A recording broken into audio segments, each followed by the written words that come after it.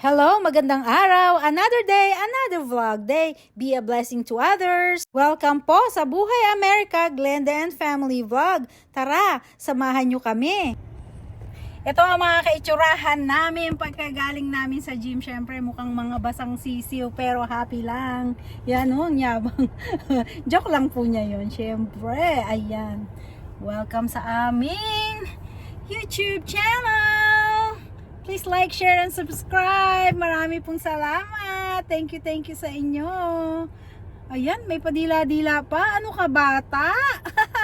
Naku, Lord. Joke lang. Walang ganyanan daw. Hindi maganda yan.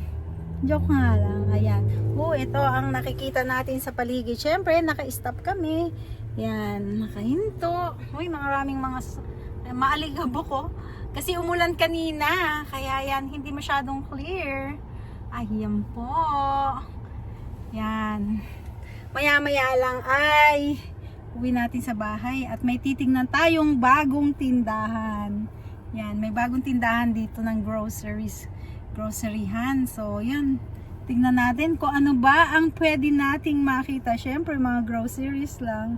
Pero tingnan natin yung mga presyo. Kung siya ba ay toong mas nakakamura at mas papatok sa atin. Kasi kailangan nating magtipid-tipid. Yan, nakago na kami. Yan po ang kaitsurahan namin pagkatapos mag-gym, di ba? Yan, konting lakad lang. Ano lang ako, 1 hour na walking ngayon ang ginawa ko. Hindi tayo palabuhat. Nako, hindi na magandang magbuhat. Pero happy. Salamat po. Thank you so much. Bye-bye.